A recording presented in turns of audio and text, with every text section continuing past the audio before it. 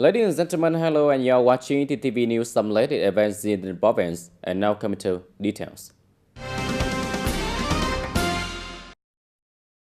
Ladies and gentlemen, on April 5th, a delegation from the Tayninh Provincial Police, led by Colonel Lê Trung Ái, Deputy Director of Tayninh Provincial Police, visited and extended greeting for the traditional Chonchin after May New Year at the Police Department of the Bokhumen Province, Kingdom of Cambodia.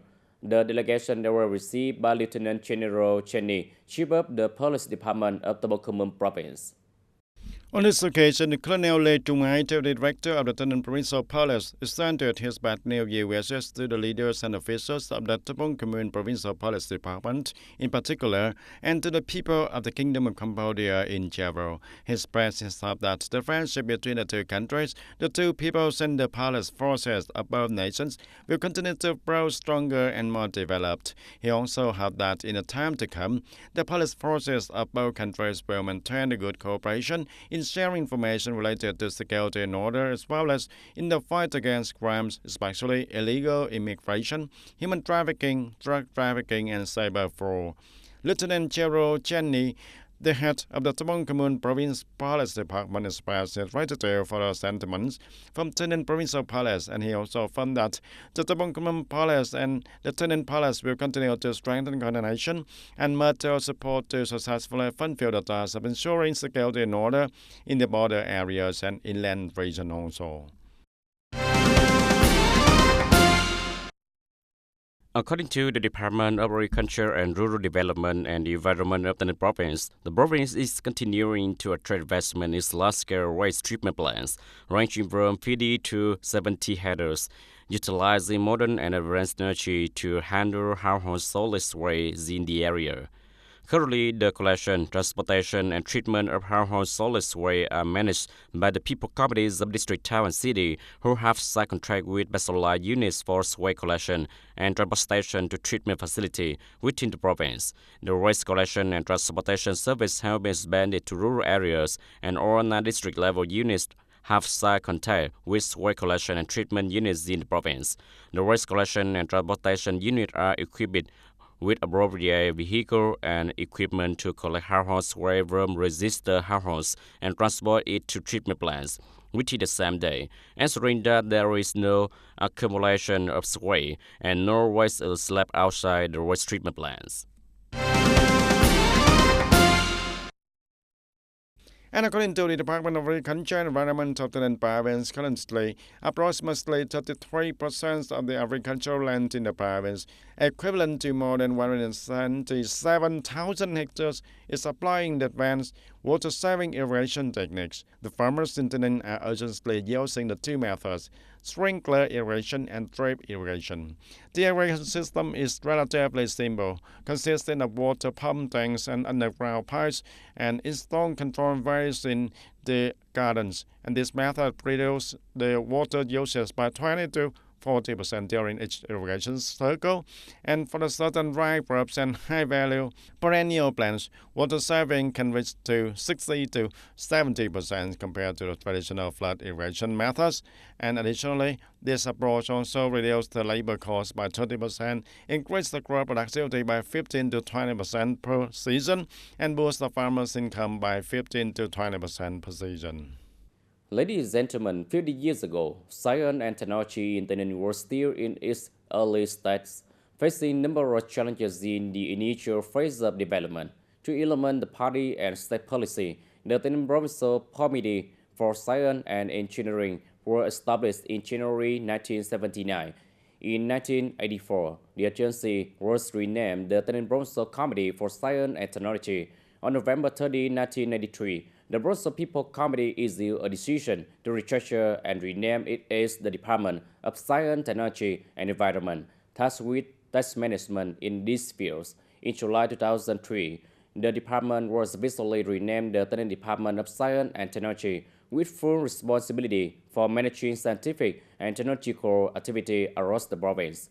Over the year, the department has fulfilled its mission effectively, making continuous progress and contributing significantly to the province's sustainable development.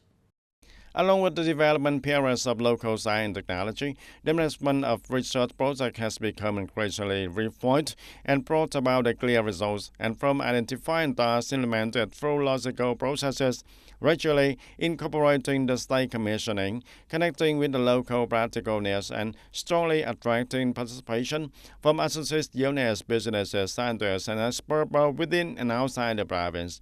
And to date, TayNinhTV province has implemented 207 science and technology projects, including the national, provincial, and local level tasks, of which 188 projects have been accepted and recognized. These have contributed to solving provincial issues related to improving production efficiency, restructuring the crops and livestock, and promoting the productivity improvement, product quality enhancement, and increasing the product value chains to meet the export requirements and consumer market demands. The resolution number 57 of Police Bureau on the development of science, technology, innovation, and digital transformation is, in my opinion, a resolution that liberates the scientific thinking and is a resolution of action with very specific objectives on changing the mindsets and approaches to realize and concretize the policies of the party in the states regarding science and technology in recent times. On March 31st of 2023, the Standing Committee of Provincial Party Committee issued Resolution number 8 on the development of science, technology, and innovation in the province for the period of 2023 to 2030, and the resolution identifies specific targets to be achieved by 2025, with 7 goals, and 2030 with 13 goals, and focusing on the main objectives such as contribution to economic growth, economic restructuring, and promoting the development of key provincial industries.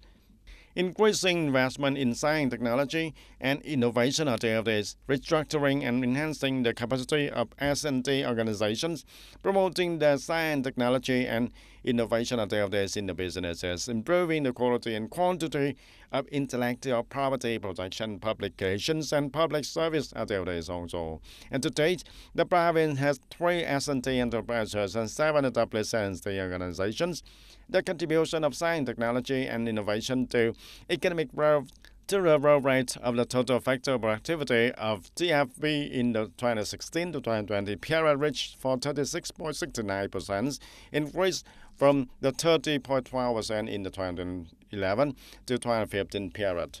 The projects to enhance the capacity were implemented with a total investment of over 18 billion Vietnam dong, and support mechanisms and policies for businesses have been issued, contributing significantly to management innovation, increased labor productivity, improve the quality of goods and services, and enhance business competitiveness.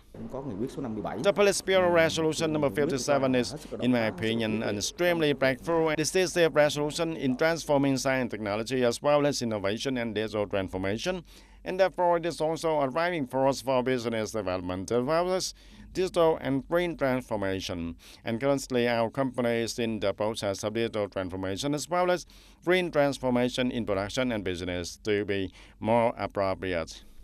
And from a locality with limited science technology foundations, TayNinhTV has made a steady progress and become a bright spot in the development of science technology in the southern region. And although there are still many challenges ahead, the development momentum and TayNinhTV is building will be a solid foundation, helping the province reach its goal of strong development in science technology fields, contributing to improving the quality of life for its people and promoting the provincial economy.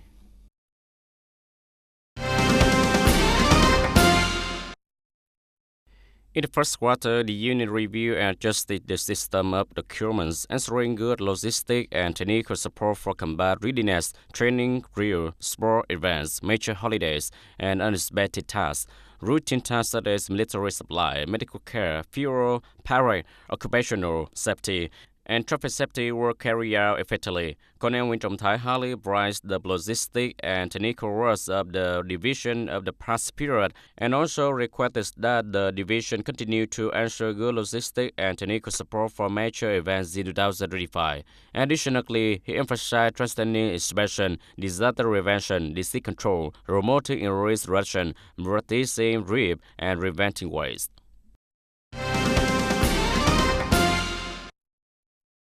And recently, at the entrance to the TayNinhTV bus station, a section of telecommunication cable has been hanging loosely about 1.5 meters above the road, and this situation not only affects the aesthetics of the urban area but also poses a safety hazard, especially for vehicles entering and exiting the bus station, which could get caught in the cable.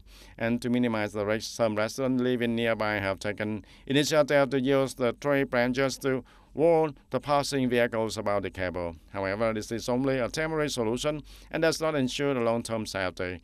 The residents are hoping that the relevant authorities will promptly address the issue to ensure the safety of the people and vehicles in the area. According to data from the e-commerce platform in 2024, Vietnamese consumers spent an average of 873.6 billion Vietnam dong on online purchase across the 5 largest multi-sector retail e-commerce platforms. Among the fastest growing trend is influencer marketing, led by key opinion leaders KOL and key opinion consumer KOC. However, alongside this rapid growth comes significant risk and wisdom in raising responsibility for both KOL and KOC engaged in online sales. On April 3rd, the criminal investigation agency of the Ministry of Public Security initiated prosecution against the press related to the case of live streaming to promote color vegetable candy products. Concurrently, the investigation agency prosecuted several suspects, including Nguyễn Thị Thái Hằng, Hằng Du Mục, and Phạm Quang Linh, Quang Linh Velos. In remorse, both individuals accepted responsibility for investigating substandard products. Through this incident, I realized my violation of the law. I want to apologize to those who trusted me and purchased the products. It's when authorities investigated, they found it did not contain. If on that day, during the production process, our team had been stricter, more rigorous, and thoroughly reviewed everything, today would not have happened. I take responsibility for myself. It was a very big mistake. Quang Linh Velos and Hằng Du Mục are the latest names following many controversies related to online sales in recent years. According to research by market research company Nielsen IQ Vietnam, approximately 50% of consumers report that their purchasing decisions are influenced by KOL and KOC. Businesses using these activities in their operation must be proactive. They need to thoroughly check whether all permits are complete, whether KOL and KOC are advertising according to permits or simply trying to increase sales to earn higher commission, or selling products that appear on the market briefly and then disappear, affecting consumers. Secondly, it affects the brand.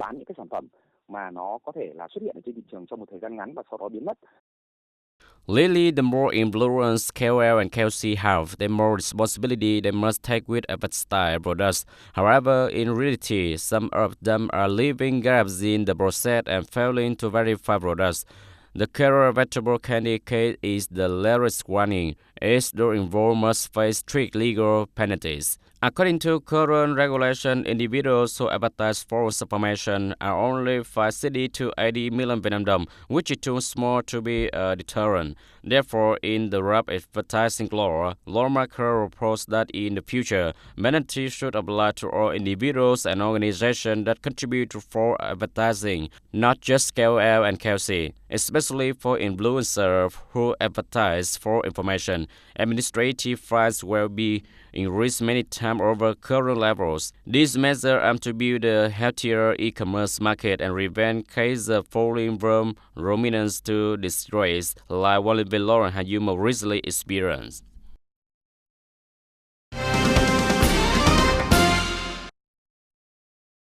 On the morning of April 6, the 2025 Table Tennis Championship of different groups was visually held at TayNinhTV Province Sport Hall, located on Halakha Street, Ward 3, in the city. The tournament organized by the Department of Culture, Sport and Tourism of the province saw the participation of over 100 athletes, divided into 4 A groups from various table tennis clubs across the province. The competition included events such as men's single, women's single, men's double, women's double, and mixed double. The purpose of the tournament is to promote the table tennis movement in Taynin, provide opportunity for athletes to exchange and learn from each other, and assess the development of the sport in the local area and units.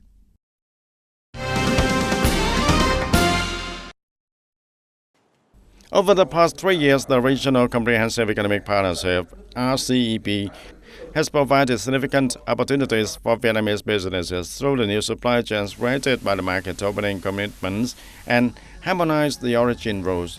And this agreement has also contributed to the formation of a stable and long-term export market for Vietnam, especially in the context of global supply chain disruptions.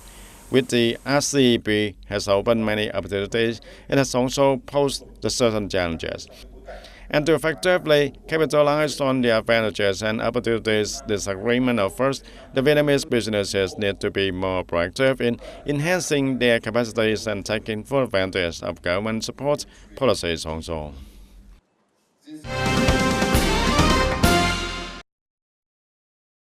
Previously, electronic tax refunds were only applied to businesses, but soon, individuals will also be able to receive automatic personal income tax refund.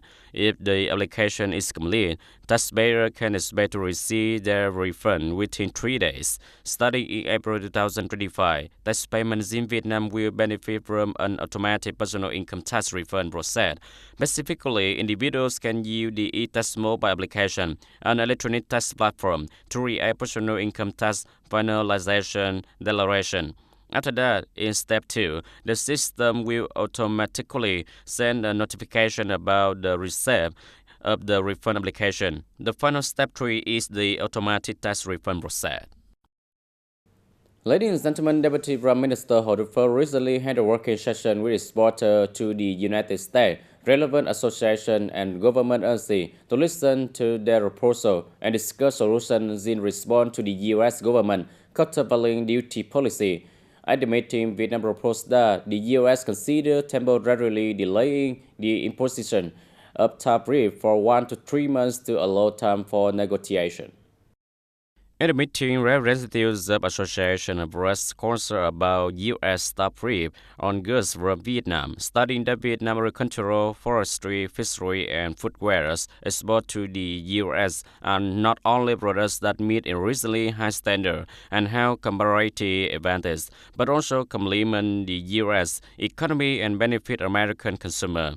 The export of goods from Vietnam to the U.S. is mutually beneficial. The preparation to impose a 46% tariff will certainly negatively impact the leather and footwear industry, with approximately 1.2 million workers, 90% of whom are female. The tariff the U.S. plan to apply to Vietnam are quite disadvantageous compared to competitors, and the possibility another strip is concerning. We welcome the government proactive response event before the tariff rate were announced. The participants affirmed their readiness to increase import of U.S. products and provide evidence to improve origin and capacity to support the negotiation process. The U.S. market is an important transiting market that must be maintained by all means. Vietnam has a particular advantage in rushing easy rush by the U.S. because Vietnam's current streamlining reform have a strong effect on removing economic bottlenecks, including those for U.S. import into Vietnam. And did we remove bottlenecks for key U.S. products entering Vietnam, such as agricultural products, pharmaceutical, vaccine, high-value equipment like gas turbine, aircraft engine? Vietnam doesn't have to make many concessions on non-tariff goods. We have communicated this issue very clearly. The U.S. will use Vietnam as an example for the EU, China, and other countries, reacting a race to see who negotiates with the U.S. faster. Given the advantage, we should act early. At the meeting, representatives of the ministry and sector suggested that the American Chamber of Commerce in Vietnam and the U.S. Asian Business Council proposed to the Trump administration to enhance dialogue, temporarily postpone the imposition of new tariff for about 2 to 3 months, while both sides conduct negotiations to find common ground. Thì tôi cũng có cái chuyến công tác sang Mỹ. The Vietnamese government is working very hard, rapidly negotiating and adjusting its policy accordingly. In the meantime, we will focus on increasing purchase of raw material and goods from the U.S. We propose delaying tariff to conduct negotiation for 1 to 3 months. During the negotiation period, tariffs should not be imposed. The negotiation should relate fairness regarding taxes. We will increase imports of goods originating from the U.S., import equipment, and strengthen cooperation in science and technology with the United States.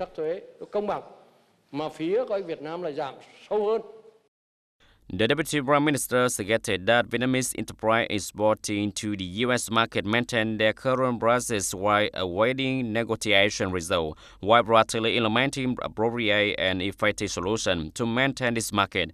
The Deputy Prime Minister also requested the American Chamber of Commerce in Vietnam and the U.S. Asian Business Council to convey goodwill message from the Vietnamese government and business community to the Trump administration so that negotiation can be effective and achieve good results, contributing to promoting the comprehensive strategy partnership between the two countries. Ladies and gentlemen, that's all for today TTV News. Thank you for watching and see you next time.